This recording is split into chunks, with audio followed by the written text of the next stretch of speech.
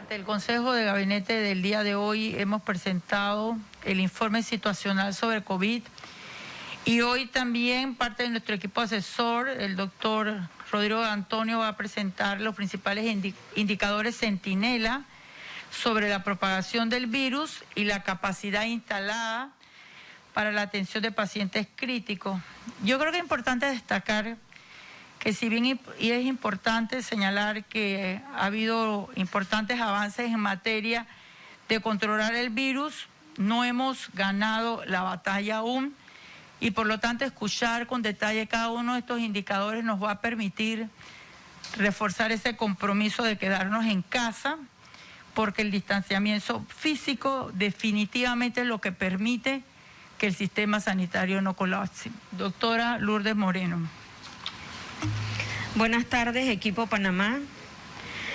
Para hoy, a nivel global, tenemos un total de 4.152.670 casos confirmados y 284.536 defunciones a nivel global, de acuerdo a las cifras de los reportes de la Organización Mundial de la Salud.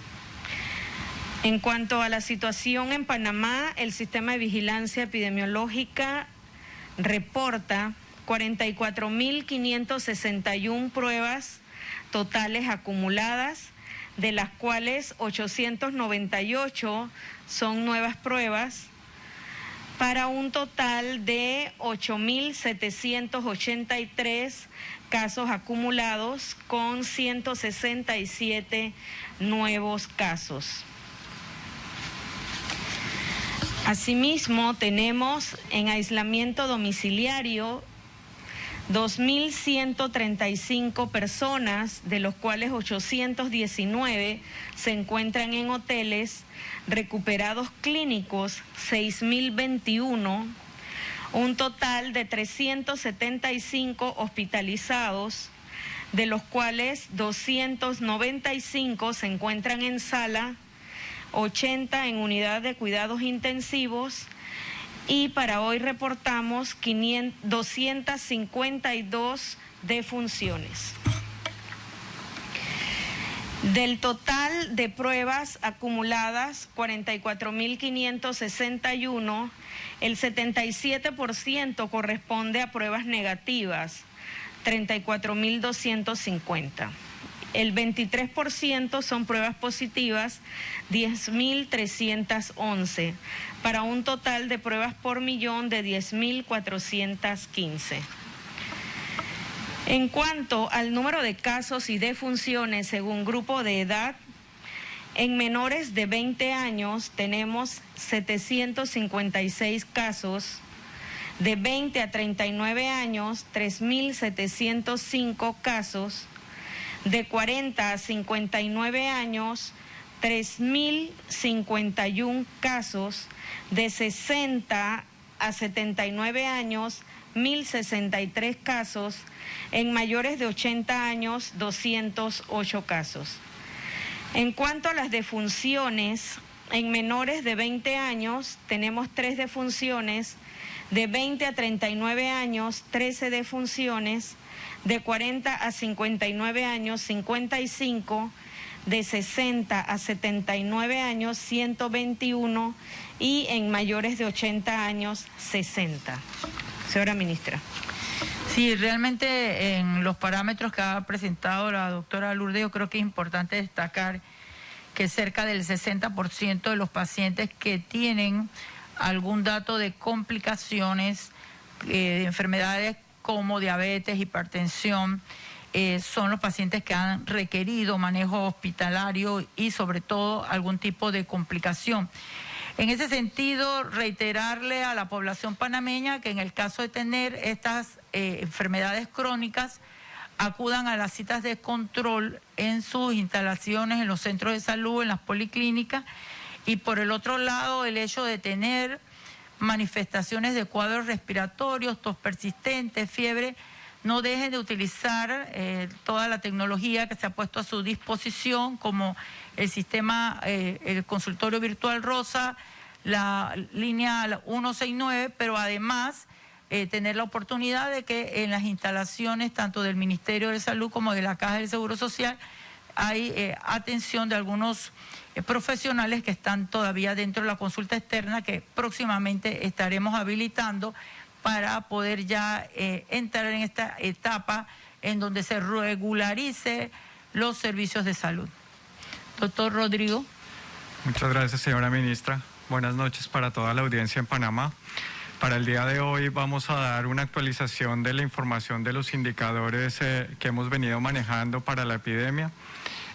La información se encuentra actualizada hasta el fin de la última semana epidemiológica, es decir, hasta el 9 de mayo. Y como hemos venido reiterando en las últimas ruedas de prensa, los principales indicadores están relacionados primero con la capacidad hospitalaria, posteriormente con indicadores epidemiológicos y finalmente con disponibilidad y resultados de pruebas diagnósticas que miden sobre todo la capacidad diagnóstica. Para el día de hoy principalmente vamos a estar haciendo énfasis en algunas de las características de los casos severos y también de algunos de los conglomerados o focos principales de contagio que hemos venido observando.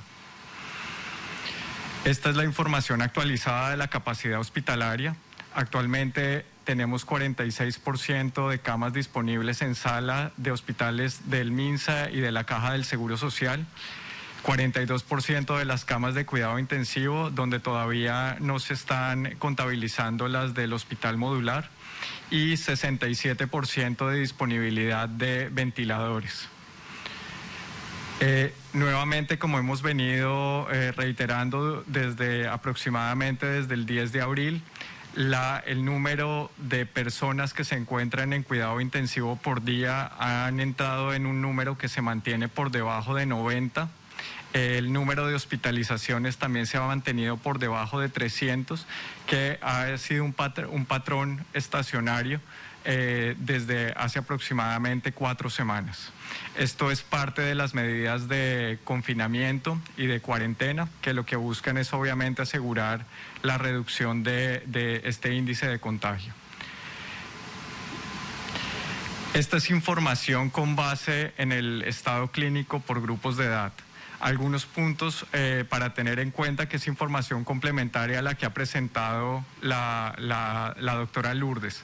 Lo primero es que el mayor número de casos se vienen presentando en población entre los grupos entre 20 y 50 años y que principalmente el mayor número de fallecidos se encuentran concentrados en los grupos de mayores de 60 años.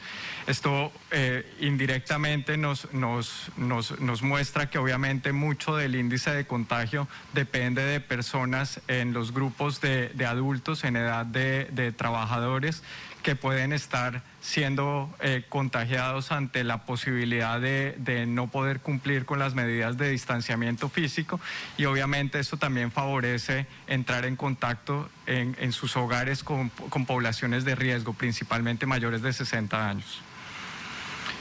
Esta es información que también se ha preparado con el equipo de asesores, muestra el riesgo relativo que existe entre los casos considerados como severos y críticos. Por casos severos y críticos, lo que estamos considerando son aquellos que requirieron hospitalización, ya sea en cuidado intensivo o en sala general, mientras que los casos leves son principalmente los que fueron manejados en aislamiento domiciliario. Como les mostraba en la lámina anterior, el grupo de referencia que se ha utilizado es el de 20 a 39 años, porque son principalmente población que se ha infectado, pero ha tenido un curso benigno de la enfermedad. Entonces, ¿qué es lo que observamos acá? Que sobre todo a medida que aumenta la edad, el riesgo de hospitalizarse o de tener un desenlace en cuidado intensivo va aumentando significativamente. Esto, como ustedes lo ven, en el grupo entre 40 a 49 años, cuando se compara con el grupo de referencia que es 20 a 39, es prácticamente 2 veces mayor. En el grupo de 50 a 59 es 3 veces mayor, 7 veces mayor en 60 a 69, y para 70 y 80 es entre 10 y 12 veces mayor. Este es el indicador, ya pasando a la información epidemiológica. que hemos venido monitoreando, el tiempo de duplicación, como hemos mencionado en las últimas veces, este es el indicador a nivel nacional, toma en cuenta los casos que se han reportado y de la misma forma como se reportó la semana anterior, se ha mantenido por encima de 20 días. Cuando tomamos la fecha de toma de muestra, es decir, la fecha en que se recolectó la muestra para ser analizada y confirmada de estos casos, lo que observamos en las barras es que obviamente ha existido cierta variabilidad. Las barras rojas, como mencionábamos, corresponden a días domingo donde la demanda disminuye. Y el número promedio que se tiene para los últimos 7 días es ese patrón que ven ustedes en la línea naranja, que corresponde también a una meseta. La información que se ve al final obviamente tiene esa caída, llamémoslo artificial, porque corresponde a la información que todavía está pendiente de actualizarse en la base de datos. Esto es nuevamente información actualizada hasta el 9 de mayo que corresponde al número de casos que son las que aparecen en la parte posterior de la lámina, que son los casos que todavía se mantienen activos, es decir, que están con un periodo todavía de menos de 14 días o que están todavía sintomáticos y que eventualmente son con los que es más importante mantener las medidas de aislamiento. Pero lo que vemos en la parte inferior son el número de recuperados clínicamente, que obviamente van aumentando, reducen ya el periodo de contagio y permiten también lo que es la reintegración con sus labores cotidianas. La siguiente, por favor. Esta es la estimación que tenemos para el RT, el número reproductivo efectivo de esta semana. Como ustedes también observan, desde finales de las últimas semanas de abril hasta la fecha, se ha logrado estabilizar muy cerca del 1, que era esa meta inicial que teníamos al inicio de las medidas de confinamiento. Reiterar básicamente que este número reproductivo efectivo tiene 3 cosas que lo influencian. 1, obviamente el número de casos, pero también la tasa de contactos que cada persona puede tener, es decir, entre mayor número de contactos se tengan por no poder mantener las medidas de distanciamiento físico, va a favorecer que obviamente el índice de contagio aumente.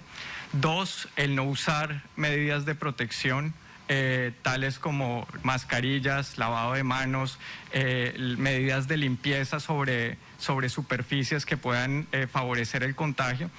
Y el tercero, que es todavía el que estamos esperando, que es principalmente el uso de terapias que puedan reducir el tiempo de contagio o esa carga viral que pueden tener. Lo que observamos es que a nivel nacional, el actual, es decir, con la información hasta el 9 de mayo y tomando en cuenta la fecha de inicio de síntomas, que es la más cercana al contagio, se mantiene en 1.01. La siguiente. Cuando tomamos esta información basada en el número de defunciones, y como hemos mencionado antes, las defunciones vienen retrasadas de los casos. Actualmente la información de casos de pacientes que han fallecido, el tiempo promedio desde que fueron diagnosticados hasta que fallecieron está en aproximadamente 10 días. Y esto quiere decir que fueron principalmente pacientes que fueron identificados, asistieron a los hospitales y tuvieron un desenlace, ya sea en unidades de cuidado intensivo o en salas hospitalarias, para que fallecieran. Lo que observamos es que cuando tomamos este número para esta semana está en 1.03. La semana pasada se ha mantenido en 0.85. El rango, que es lo que observan ustedes entre paréntesis, es lo que se ha mantenido de todas formas con un nivel un poco estable, aunque como podemos ver al final para la semana del 9 de mayo aumentó un poco. Y esto es sobre todo relevante desde el punto de vista de las defunciones y cómo vienen ocurriendo. Cerca del total de pacientes que son mayores de 80 años, cerca del 30%, es decir, casi 1 de cada 3 puede fallecer. Entre 70 y 79 es 15.4%, entre 60 y 69 es 9.4%, entre 50 y 59 es 3.3%, y en los otros grupos de edad se mantiene por debajo del 1%. Nuevamente, esto es un indicador también que nos muestra la importancia de tener precauciones, sobre todo con las personas que sean mayores de 60 años y aún más que tengan algún factor de riesgo o enfermedad concomitante. Esto va a ser parte de lo que debe ser más relevante en los seguimientos que tengamos, y es donde se vienen presentando el mayor número de casos. Esta es la información de aquellos corregimientos que reportaron mayor número de casos entre la semana del 2 al 9 de mayo. Del total de corregimientos que tenemos, que son 679, solamente 23 reportaron más de 20 casos, principalmente en la región de salud de Panamá Metro, Panamá Oeste, San Miguelito, y en Gunayala también tenemos 2 focos. ¿Por qué es esto importante? Porque aquí es donde las actividades de vigilancia epidemiológica van a ser más relevantes desde el punto de vista de seguimiento y de muestreo de contactos. Y esto también es donde en algunas de estas regiones son las que más están influyendo en ese indicador a nivel nacional, que es el número reproductivo efectivo. Que esto es lo que se observa acá. Esta es la información cuando tomamos por región. En la parte inferior observan el tiempo de duplicación que se mantiene cumpliendo lo que se había mencionado, por encima de 15 días, en algunas regiones se mantiene por encima de 20 días. Y en esta semana incluimos el de Gunayala, que es el que aparece del lado izquierdo más alto, cerca de 1.4, seguido por San Miguelito, principalmente por un foco que se observa en uno de los corregimientos. Y ya a partir de ahí, tanto Coclé, Darién, Colón, la región metropolitana, Veraguas, Panamá Norte y Panamá Oeste y Panamá Este se vienen alcanzando incluso el umbral por debajo de 1. La siguiente, que cuando lo comparamos con la semana anterior, solamente San Miguelito fue uno de los que tuvo un incremento, que son las barras que aparecen en amarillo, comparadas con las blancas, que son las de esta semana. En Chiriquí hubo un pequeño aumento, sin embargo se mantiene todavía en la zona de supresión, donde ese nivel de contagio se mantiene más bajo. Y aquí sobre todo reiterar que para algunas de las regiones, por ejemplo en Herrera, Los Santos, realmente todavía no se ha hecho una estimación, porque el número de casos todavía no se mantiene reportando casos diariamente, ni tampoco alcanzan a ser ni siquiera mayor de 50. Esto nuevamente es parte de la evaluación que tendremos que hacer para algunas medidas que son, como mencionaba la ministra Turner, asimétricas. Y por último, el número de pruebas reportadas y porcentaje de pruebas.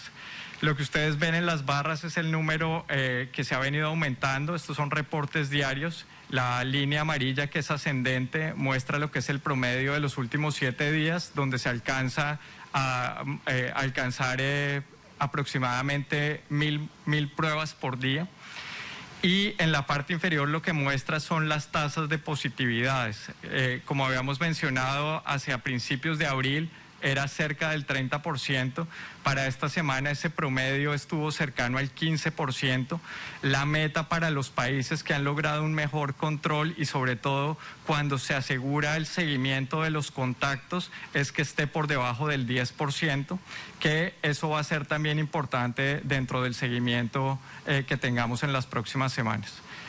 Creo que esa es la última, ministra. Muchas gracias, Rodrigo Antonio. Entonces, podríamos decir que el mensaje lo tenemos que mandárselo a Raiján, a Tocumen. Tenemos nuestro equipo en la comarca Gunayala trabajando. De hecho, hemos trasladado 39 personas que inicialmente se resistían a recibir tratamiento en su área y hemos tenido que traerlos a hoteles de alguna manera para salvar vidas, pero me falta uno.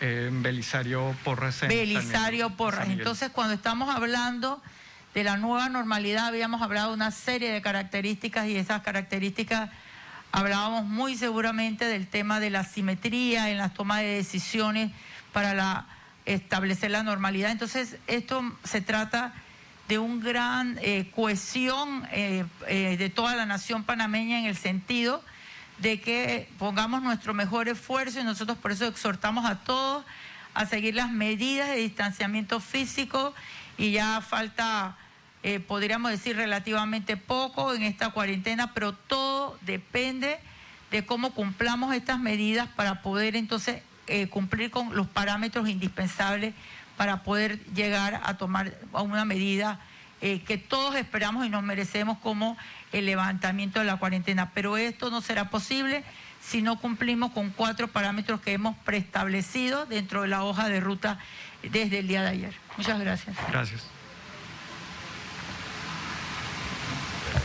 Gracias, señora ministra. Ahora es momento de abrir espacio para las preguntas de la prensa sobre lo que hemos hablado hoy sobre los datos epidemiológicos. La primera oportunidad la tiene Kenia Alonso, de Nacional FM. Gracias, buenas tardes. Conocer a la fecha cuántas empresas o cuántos salvoconductos se han tramitado, tomando en cuenta que para mañana se da la reapertura gradual en su primera fase. Y por otro lado, también conocer si ya se han realizado pruebas de plasma convaleciente en pacientes de COVID y cuáles han sido los resultados. Gracias. Bueno, en relación al número de salvoconductos que tenemos en este momento disponible, preferiría que el ministro de Comercio, que nos acompaña, que en este momento le está dando un poco más de seguimiento del tema, pudiera acompañarnos a responder la pregunta. Y sobre el tema de plasma, es una investigación que se viene llevando a cabo, que ya tiene el visto bueno del Comité de Bioética, y una vez que nosotros tengamos los resultados del mismo, entonces podemos adelantar, poder considerarlo como un tratamiento para COVID, y lo haremos oportunamente. Para responder, ministra, el tema de los salvoconductos, el día de hoy se están actualizando estas empresas que, producto del anuncio que hicimos ayer, están actualizando sus avisos de operación y sus salvoconductos para poder entonces aplicar a ello. Por lo tanto, es un momento de ajuste, y para el día de mañana es que ya se van a tener los salvoconductos actualizados y validados, como así lo establece la plataforma del Ministerio de Comercio.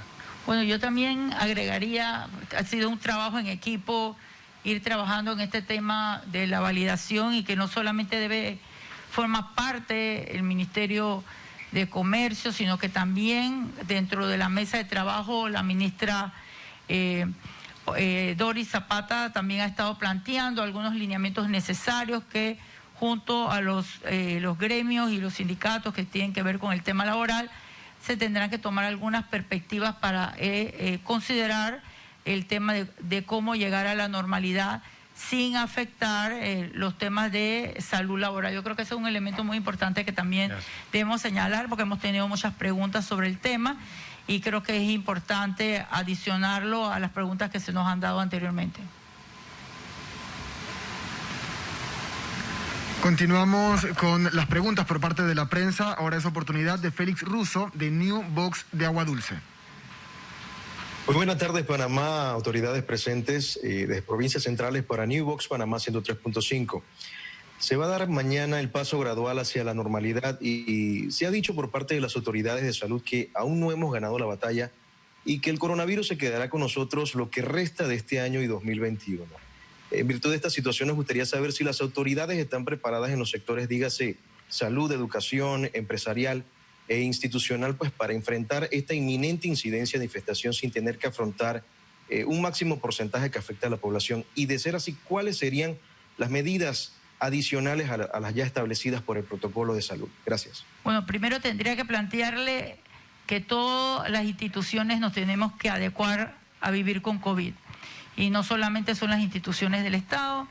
El Ministerio de Salud ha planteado la necesidad, y de hecho el día de mañana vamos a recibir recursos adicionales para el nombramiento del equipo de profesionales que van a recibir una inducción y capacitación en materia de seguimiento del monitoreo de los casos de COVID, porque todas las empresas tienen que tener equipos de evaluación de COVID para los trabajadores, pero también el Ministerio de Educación el día de hoy nos ha hecho una excelente presentación en el gabinete del plan para poder tener educación a través de a distancia con una plataforma virtual que no solamente tiene conocimientos desde el punto de vista de tecnología, sino con un pensum académico que le permita a los jóvenes poder y a los niños tener esa preparación que se requiere, porque la estrella de este gobierno es la educación y definitivamente una pandemia trae obstáculos, pero eso no significa que se van a abandonar las metas, al contrario,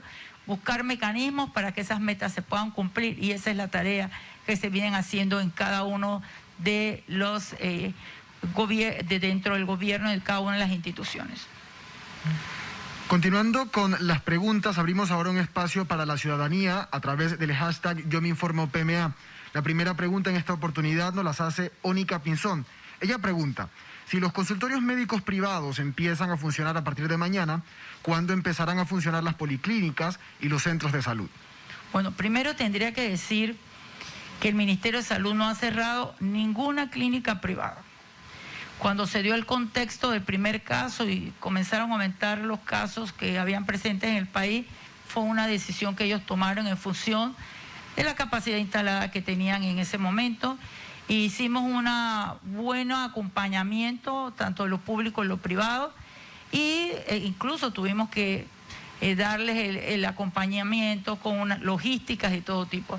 Una vez que ellos se sientan en la capacidad de abrir las consultas externas y los procesos de cirugía, lo propio sería notificarle al Ministerio de Salud para validar dentro del nuevo escenario que es vivir con COVID, para que nosotros podamos validar que en efecto cumplen con los lineamientos básicos que tiene que tener toda empresa. De hecho, en la página web del Ministerio de Salud ya están los lineamientos, que revisen si están de acuerdo, los pueden cumplir, nos avisan y nosotros le daremos la evaluación correspondiente, porque va a haber un logo o una certificación que a futuro debe estar en todas las instituciones que cumplen con las normas COVID, para que le dé la seguridad a la población panameña de que se están haciendo las normativas y que al mismo tiempo le estamos garantizando la salud a la población.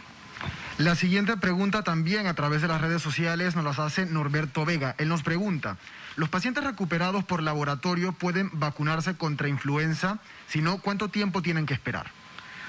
Bueno, la pregunta te la voy a dar, Xavier. A mí siempre me gusta compartir con ustedes en el escenario, que esto no se trata de un solo monólogo, sino que aquí tenemos un gran equipo que nos acompaña. A mí me gustaría que también tú respondieras esa pregunta. Muchas gracias, señora ministra. Lo que hemos acordado es que después de 2 semanas de la recuperación clínica, ya los pacientes de riesgo que deben recibir vacuna de influenza deben recibirla. Y esta es una vacuna que es fundamental realmente para proteger de una enfermedad que también puede ser de mucho impacto en salud pública, que es la gripe. Así que hay que vacunarse, y después de 2 semanas de la recuperación clínica está perfectamente indicado el hacerlo. Xavier, y aprovechando que los dos somos pediatras, yo creo que es bueno señalar que a partir del día de mañana, con el uso de las cédulas, si en la casa la familia tiene un niño, dentro del horario que la cédula corresponde, puede sacar el niño a la actividad que le corresponde. No van a sacar a toda la familia, por lo menos vamos a comenzar con un niño por día, mientras nos vamos llevando a la nueva normalidad, y nosotros vamos a darle las instrucciones necesarias y la coordinación siempre efectiva que llevamos a cabo con las instituciones, de tal manera que también los niños tengan la oportunidad de comenzar a entrar en este proceso de normalidad que tanto necesitan, y sabemos que en casa se hacen las cosas difíciles porque el juego es muy importante para ellos. Fabuloso. Gracias.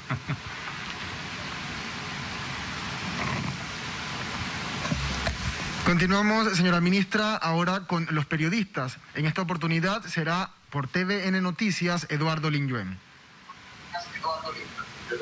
Buenas tardes, Isaías, ministra. ¿Hay algún dato sobre el tema de hombres y mujeres en cuanto a si se infectan más o han fallecido más. Usted habló de la posibilidad de levantar la cuarentena absoluta del día sábado, que era día que al principio le correspondía a los hombres. Si esta decisión se mantiene, ¿o cuál sería el criterio para mantenerla de que los sábados no salgan los hombres? Bueno, mencionamos en las últimas entrevistas que la mayoría de los afectados, sobre todo complicados, eran los hombres, y de alguna manera también en el cumplimiento de las normativas de seguridad. Mañana tenemos reunión con el equipo de asesores y estaremos evaluando esta decisión. La verdad que una de las características que tenemos dentro del equipo de la coordinación con los asesores es ir midiendo, evaluando procesos, y es un proceso participativo, así que no quisiera adelantar esta respuesta hasta tanto nosotros hemos consensuado esta decisión.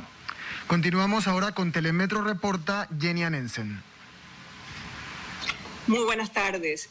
Me gustaría conocer si existe una capacidad logística y en cuánto tiempo el Ministerio de Salud podrá emitir esos certificados en donde cada una de las empresas va a estar certificada en que cumple con todas las condiciones COVID, porque son muchísimas empresas. Sabemos que está dividido en fases, pero también implica una logística importante. De hecho, mañana está la apertura para los talleres y hay una inquietud porque no saben si deben asistir o no, porque uno no tiene el certificado, tampoco tienen el salvoconducto. Y lo otro tiene que ver con los niños específicamente. En Panamá se ha dado algún caso asociado, como se registra en otras zonas, con el síndrome inflamatorio multisistémico pediátrico. La información que tengo del Hospital del Niño no nos muestra ningún reporte de casos sobre este tipo de afectación. Sí han tenido 2 casos que he tenido reporte, uno fue manejado en domicilio y uno de los casos que tenía estuvo en hotel acompañando a sus padres, pero no tenemos esa información.